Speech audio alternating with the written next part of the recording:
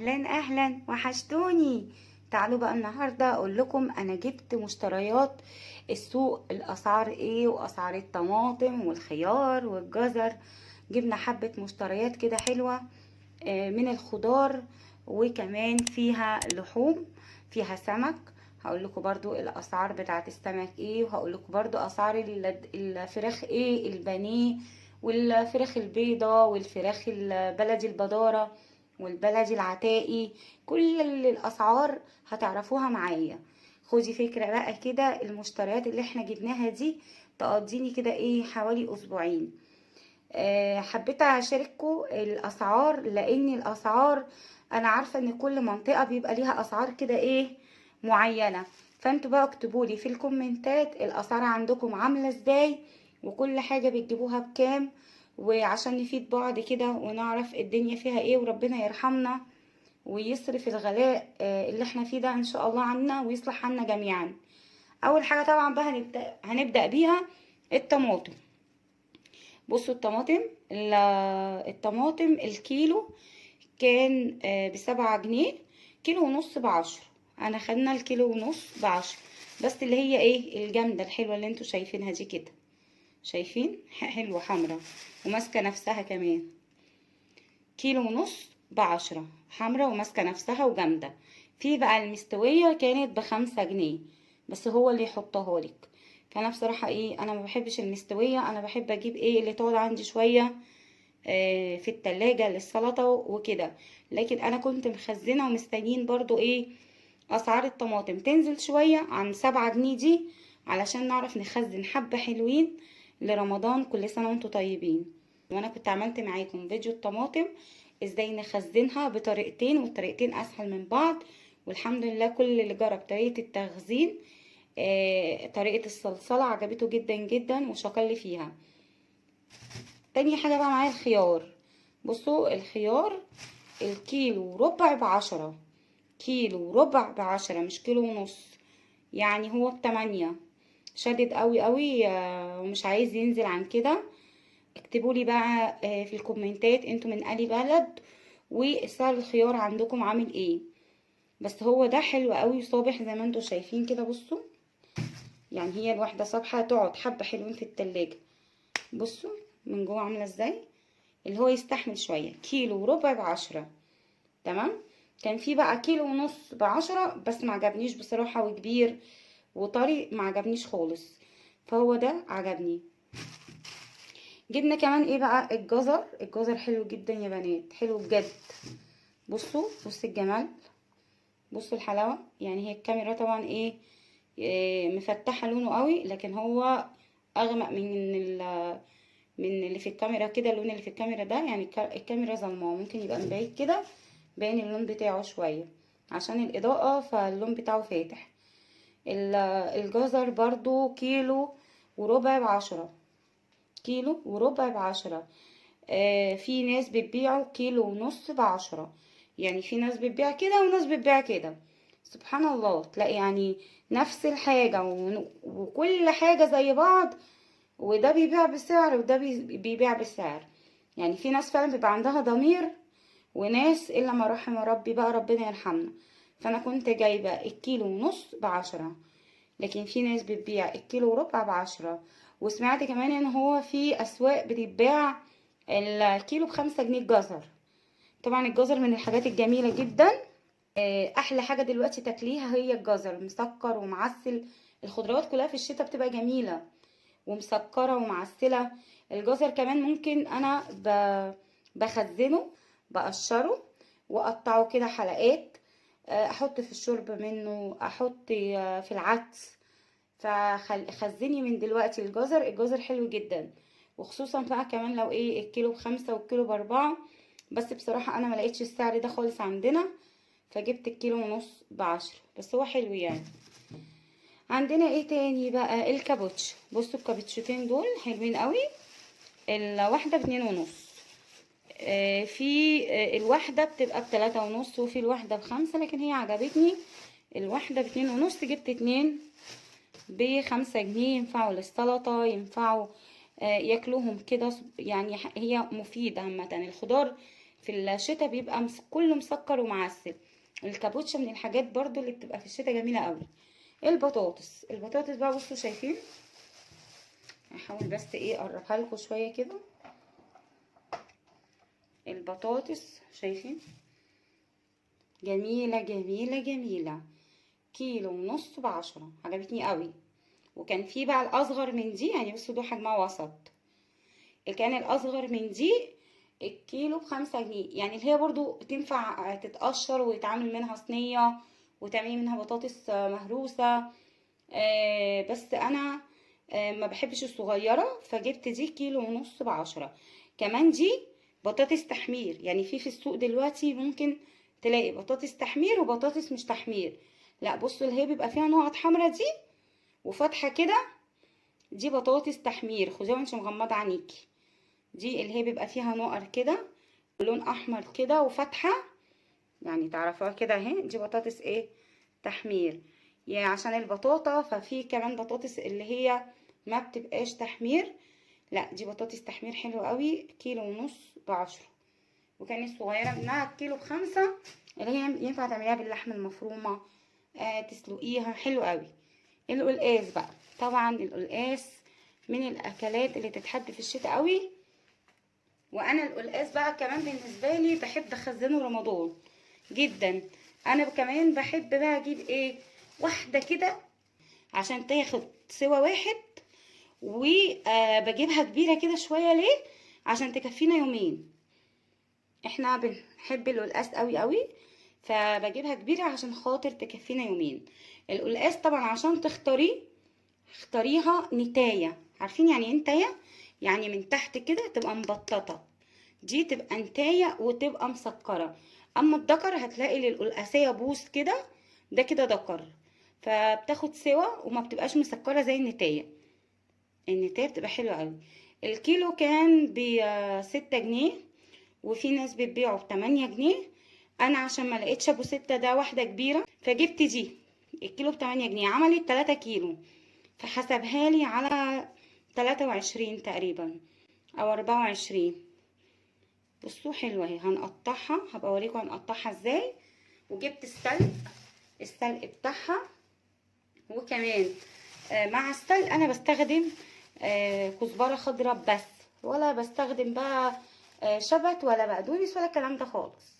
وهوريكم برضو احنا بنعمل سلق ازاي. طبعا بقى من الحاجات دلوقتي الخضروات الموجوده في السوق، اللفت وجماله بجد. الحقوا بقى يا بنات، هاتوا وخللوا، لان هو بجد بجد روعه. وسعره حلو حلو، 3 ب10. بصوا الجمال. ما تجيبيش اللي هو الكبير، هاتي اللي هو الوسط ده، ويبقى ايه الواحده معاكي ناشفه كده. حلو. دول 3 كيلو ب10 جنيه. عجبني قوي قوي صوابح، وانا بحب الحجم ده كده او الحجم ده كده، يعني ما تجيبيش ما تكترش عن كده. وبصوا تبقى ايه ناشفه كده معاكي حجر. دي بقى اللي تقعد معاكي، يعني لما تخلليها ما تطرش معاكي خالص. ما تجيبيش الكبيره بتبقى شايخه من جوه وطريه. لا دوري على ايه الحجمها الحلو ده كده. الصغنون ده. وكمان بتبقى ناشفه قوي زي ما انتوا شايفين شكله. 3 ب10. طبعا بقى ايه احنا علشان نعمل اللفت هنحط له حته بنجر. البنجر الكيلو ب5 جنيه. عجبني قوي قوي قوي قوي. الكيلو ب5 جنيه. بصوا الجمال حلو. طبعا انا مش هحط كل البنجر ده، احنا هناخد حته بس ايه يعني على الكميه دي، عشان انا بحب اللون بتاعه يبقى روز فاتح كده مش غامق. باخد نص بنجرايه بالظبط، نص بنجرايه. طب الباقي البنجر ده هنعمل ايه؟ نسلقه. ونحط عليه ممكن شويه سكر. قطعيه طرنشات كده قبل ما تسلقيه، وحطي عليه شويه سكر او مربعات كده صغيره، مكعبات صغيره عشان الولاد ياكلوه بالشوكه. مش عايزه اقول لكم يعني بصوا في حاجات مفيده جدا جدا وفيها فيتامينات وسعرها على قد الايد خالص.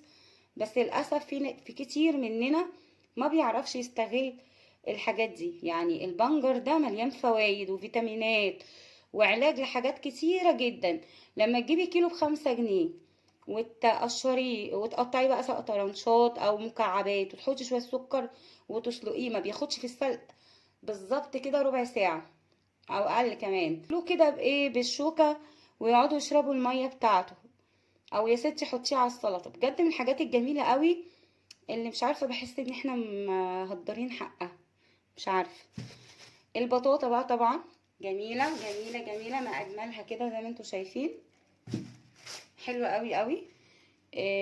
البطاطا التلاتة ب10. فانا جبت دول 6 كيلو، وانا اخترتهم ايه يعني، اخترت الرفيع اللي ممكن يتشوي، واخترت جزء تخين يعني، علشان خاطر نعمل ايه، بطاطا بالبشاميل وبالكريم كراميل. وانا كنت عملت معاكم صينيه البطاطا بالبشاميل، كانت حلوه جدا.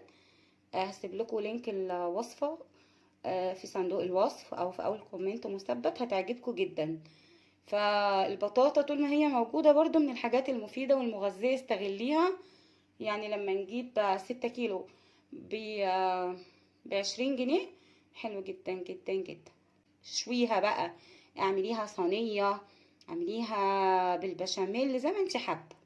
انت لو غسلتيها كويس وحطيتيها في الفرن، انت مستفادة بفيتامينات لأولادك لا تتخيلي. بقول لكم في حاجات على قد الايد كده نقدر نستغلها، ايه مش غالية وحلوة، وربنا يرحمنا. التوم بقى، بصوا التوم ده، شايفين التوم ده؟ التوم بقى انا مش عارفة بصراحة. انا جايبة الكيلو ب20 جنيه، اللي هو الصحيح ده. لقيته عند حد تاني ب30 جنيه، ولقيته عند حد تالت ب16 جنيه. يا نهار ابيض!